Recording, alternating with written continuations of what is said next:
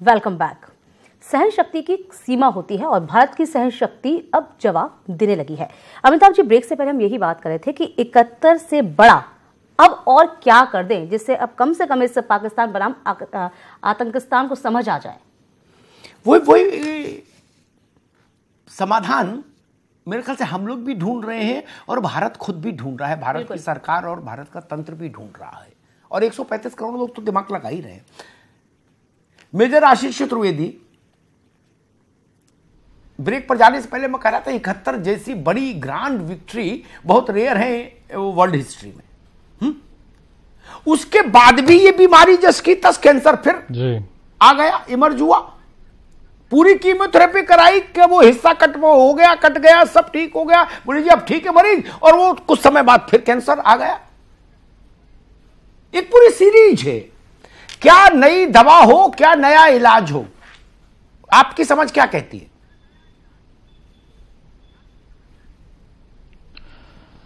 देखिए अमिताभ जी, जब तक पाकिस्तान की सेना और उनकी जो एजेंसी है आईएसआई, उनको जब तक ये लगेगा कि वो टेररिज्म जो है उसको भारत में कारगर बना सकते हैं, ये समस्या कभी खत्म नहीं होगी।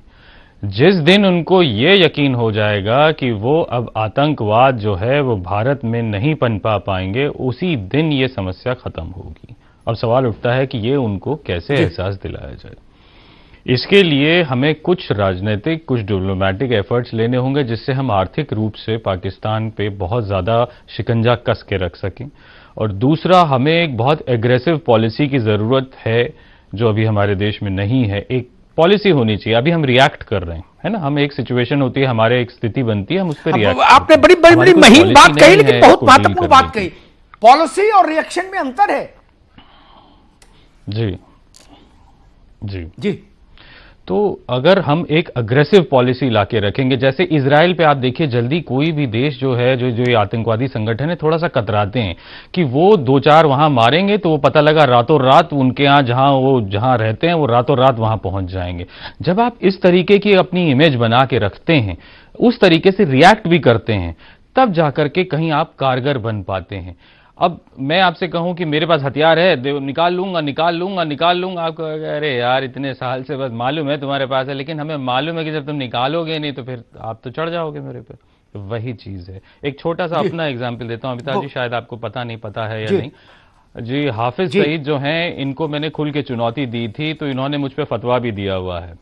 मैंने इनसे कहा था जैसे मैंने इनकाउंटर्स में इनके जो आतंकी थे वो मारे थे, ऐसे ही ये जगह निर्धारित कर लें और मुझसे लड़ लें, जहां बुलाएंगे वहीं आ जाऊंगा।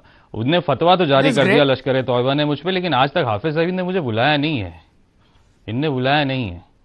तो ये लोग ये सिर्फ डर को पनपाने की बहादुर लोग नहीं होते, कायर लोग होते हैं। बुलाएंगे भी नहीं जी। बंकर में जो रहते हैं वो बहादुर नहीं होते। मिश्रा जी, तभी तो इस तरह देखिए, मैं कभी भी, मेरा अपना सोचने का एक तरीका है, हो सकता बहुत सारे लोग सहमत ना भी हों। मैं हाफिज सईद से लेके और मसूद अजहर तक पर बहुत दिमाग नहीं लगा था। जब ये नहीं पैदा हुए थे तब भी ये समस्या चल रही थी, तब इनके पुरखे थे। नाम बदलते रहे, चेहरे बदलते रहे, वो प्रक्रिया तो वही रही, भारत को जगह जगह चोट देने की। इसका अर्थ ये कि मूल को समझिए और मूल को दुरुस्त करिए। नहीं मिश्रा जी? जी हाँ। मूल को आपने बहुत अच्छी बात की कि मूल को समझिए। पहले तो हमको ये जो है कि मूल क्या है इसका, एक हमने ब्रीडिंग ग्राउंड कहीं कहीं पर जो छोड़ी हुई है, उस ब्रीडिंग ग्राउंड को हमको थोड़ा सा ठीक करना होगा। थोड़ा सा मैं इससे डाइवर्ट करना चाहूंगा इशू से, जो आज का वो है।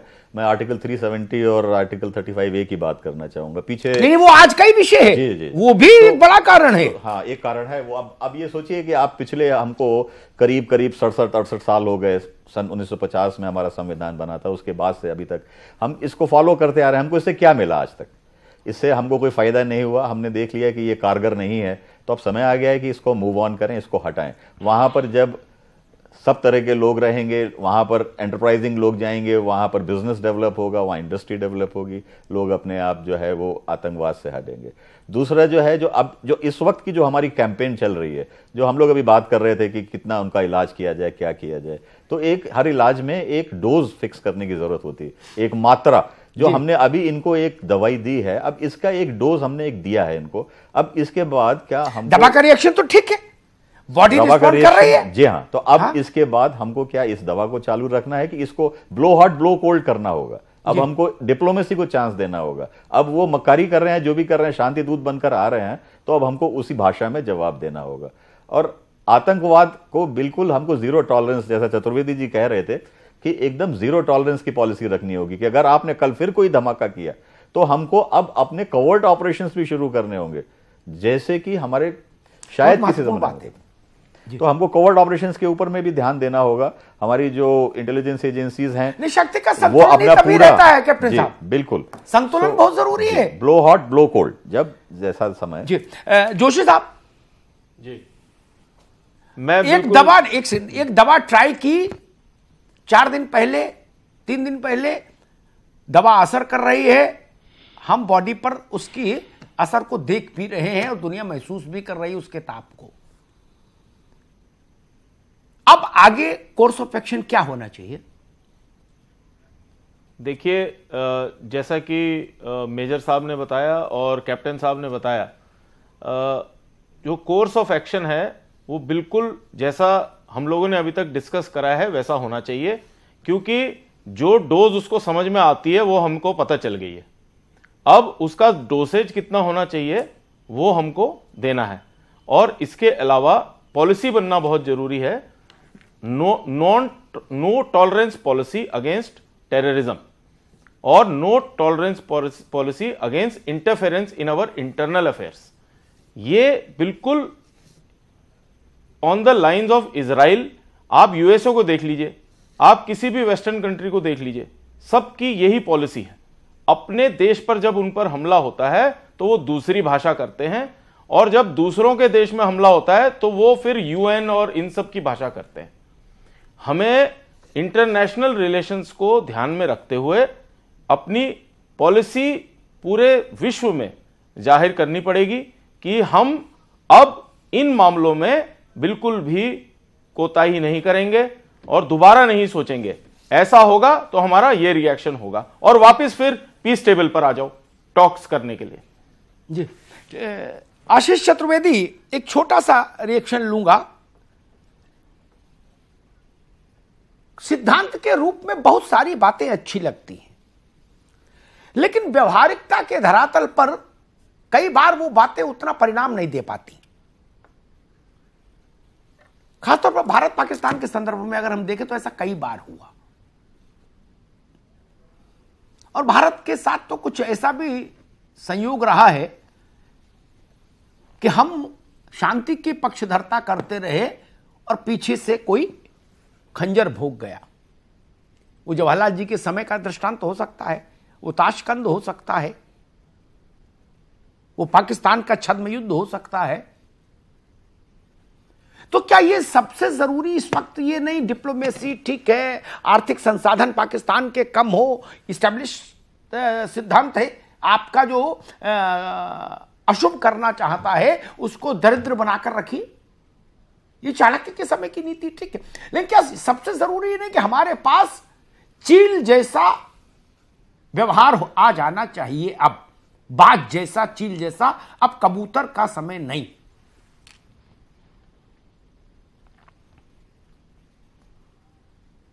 जी बिल्कुल।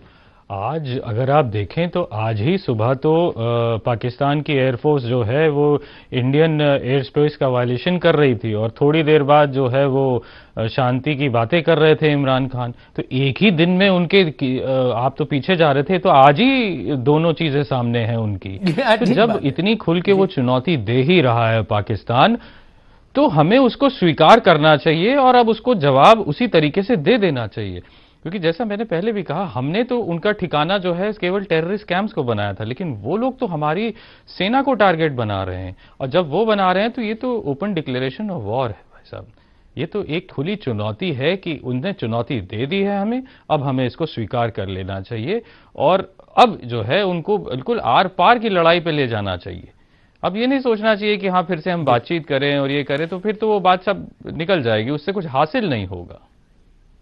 बहुत अच्छी बात कही आपने, आर पार के बारे में सोचते हैं। मिश्रा जी, एक लास्ट कमेंट आपसे लूंगा। सुबह 9 बजे 10 बजे आपका वायुसेना का विमान भारत के टेरिटरी में दाखिल होता है, तो जाहिर सी बात है कथा करने तो आया नहीं था विमान, ना खजूर लेके आया था हमारे लिए, युद्धक विमान था, उसी पर्पस से आया। और 4 बजे आप कहते हो कि जी हम तो गौतम बुद्ध से बहुत प्रभावित हैं और अब दुनिया भर में दर्शन बांटते हैं आपके, शांति से ही सब कुछ होगा, युद्ध से कुछ नहीं हुआ, इतिहास देख लीजिए। तो भरोसा कैसे करें? 8 घंटे में आपके 2 चेहरे हम देख रहे हैं, और तीसरा हम देख रहे हैं इंडियन पायलट के साथ जो व्यवहार हुआ वहां। इसमें जो मैं ये कहना चाहूंगा, जो हमारा जो इंडियन पायलट जो है अभिनंदन है, ये अभिनंदन ये अभिमन्यु है।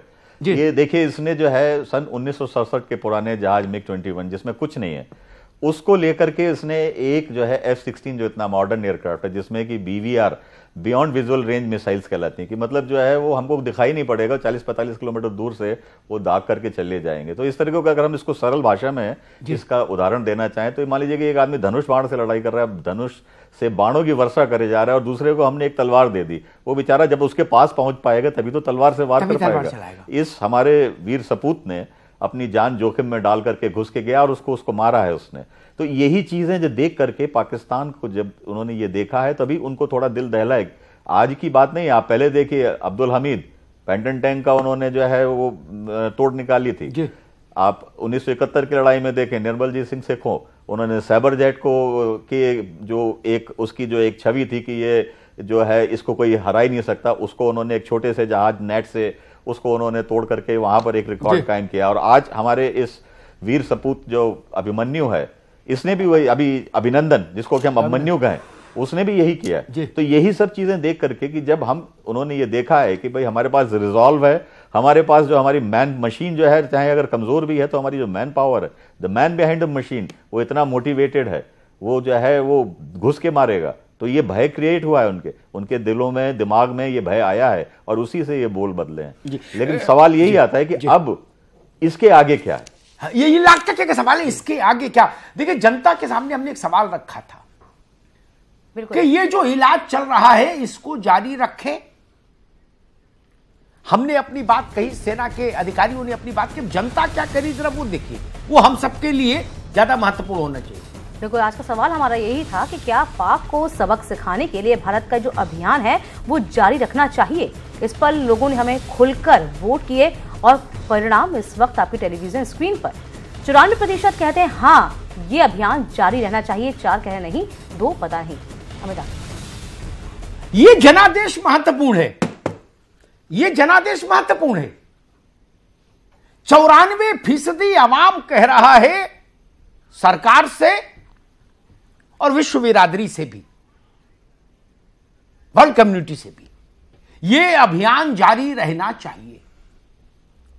हां, हम सहमत हैं, तीनों रास्ते महत्वपूर्ण हैं। अंतर्राष्ट्रीय बिरादरी के बारे में पाकिस्तान की सच्चाई उजागर हो, वो भी एक रास्ता साथ साथ चले, कूटनीतिक संबंध भी साथ साथ चले, पाकिस्तान से संपर्क तोड़ दिया जाए, यह भी व्यवहारिक नहीं। लेकिन हां, इन सबसे ज्यादा जरूरी, जिसकी ओर बार बार आशीष कह रहे थे या मिश्रा साहब कह रहे थे, और वही देश का मन है, देश का मूड भी वही है, किसी गलती पर क्षमा नहीं होनी चाहिए। सारी कूटनीति ठीक, सारी शांति वार्ता स्वीकार, आइए एक बार नहीं 6 बार शांति वार्ता करिए, क्या दिक्कत है शांति वार्ता में? कुछ पेस्ट्री, कुछ कॉफी, कुछ खाना, इतना ही ना खर्चा है, चलिए बैठिए, कोई दिक्कत नहीं। लेकिन हमने मुशर्रफ और वाजपेयी का डिक्लेरेशन देखा, आंखों के सामने देखा वो तो, और शिमला एग्रीमेंट पढ़ा। पाकिस्तान के साथ जो एग्रीमेंट हुए भारत के, उसमें किसी भी वचन पर पाकिस्तान कभी खरा नहीं उतरा। हर एग्रीमेंट में यह बात कही गई कि हम अपनी भूमिका भारत के विरुद्ध इस्तेमाल नहीं होने देंगे। इसलिए मैं कहता हूं, इमरान खान, आपके मुल्क की विश्वसनीयता ही शून्य हो गई। आपकी बात पर भरोसा करने का दिल करे भी तो कैसे करे? 1000 उदाहरण हिंदुस्तान की आंख के सामने कौंधते हैं। और सबसे बड़ा प्रश्न तो इस वक्त भारत के उस नौजवान पायलट का है। जिनेवा कन्वेंशन आपके सामने है और आप बता रहे हैं हिंदुस्तान को कि आइए युद्ध छोड़िए, शांति की मेज पर बैठ जाएं। वो कहां है हमारा पायलट? आप अंतरराष्ट्रीय समझौते को मानते नहीं, अंतरराष्ट्रीय परंपराओं को नहीं मानते, द्विपक्षीय समझौतों को नहीं मानते, राष्ट्रों के बीच में, दो राष्ट्रों के बीच में हुई प्रतिबद्धताओं को आप सरे चौराहा फेंक देते हैं उतार कर। फिर आप बताते हैं कि आइए शांति की बात करें। मैं फिर कहूंगा, शांति सबसे अच्छी, सर्वोत्तम, लेकिन शांति हासिल कैसे हो यह भी चिंतन करना होगा। शांति कई बार बड़ी कीमत देकर मिलती है। मेरे ख्याल से मेरी सेना जरूर इस बात से सहमत होगी। जो लोग ये सोचते हैं कि भारत की आजादी ऐसे आई, या जो लोग ये सोचते हैं कि भारत शांतिपूर्ण देश ऐसे ही बना रह रहा है, नहीं, उसके लिए पीछे हजारों लाखों कुर्बानियां होती हैं। ये सीमा पर जो हमारी सेना है, या अर्धसैनिक बल है, बॉर्डर सिक्योरिटी फोर्स है, उसमें भी ये सब सीआईएसएफ, सीआरपीएफ, ये जो तमाम लाखों लोग हैं, ये अपनी जान की कीमत देते हैं, अपना रक्त देते हैं, तब शांति के माथे पर तिलक सजता है। शांति चौराहे पर नहीं मिलती और शांति भिक्षा में भी नहीं मिलती। संधि पत्र संपूज्य उसी का, जो इंडियन आर्मी ने ट्वीट किया था। अद्भुत पंक्तियां हैं भारत के हिंदी साहित्य की। हमारी शांति के प्रस्ताव का मोल भी तभी जब सामने मेज पर बैठा आदमी हमारी शक्ति को पहचानता हो। यह जो उदाहरण हुआ है, यह उदाहरण ऐसे ही जारी रहना चाहिए। दोनों उदाहरण अद्भुत है। पूरा देश सेना के साथ है, सरकार के साथ है, राजनीतिक नेतृत्व के साथ है। दो उदाहरण है, दोनों अद्भुत हैं। पाकिस्तान पुलवामा करेगा तो हम एलओसी छोड़िए, पाकिस्तान की टेरिटरी तक जाएंगे और मारेंगे। आप घर में घुसने की कोशिश करेंगे तो घेर के मारकर जमीन पर गिरा देंगे। इसके बाद आइए शांति की बात करने, कोई दिक्कत नहीं। भारत को शांति से परहेज कभी नहीं, लेकिन शांति का अर्थ भारत में अब यह नहीं होना चाहिए, इस नए भारत में, कि हम समझौता कर लें। समझौता नहीं हो सकता। न शहीद की शहादत पर समझौता होना चाहिए, न भारत माता के आंचल पर समझौता होना चाहिए, न भारत माता के मस्तक पर समझौता होना चाहिए, न 135 करोड़ लोगों के स्वाभिमान पर समझौता होना चाहिए। और मुझे उम्मीद होगा भी नहीं। ये दो उदाहरण बताते हैं कि भारत बदल रहा है। बदले हुए भारत के तेज और ताप को महसूस कीजिए। उसके बाद मियां इमरान खान बातचीत करना चाहते हैं तो आइए, बातचीत में कभी कोई परहेज नहीं। धन्यवाद। बिल्कुल, आप सभी विशेष मेहमानों का बहुत शुक्रिया महाबहस में शामिल होने के लिए। वक्त बहुत छोटे से ब्रेक का, और इसके बाद भी खबरों का सिलसिला न्यूज़ 18 पर लगातार यूं ही जारी रहेगा।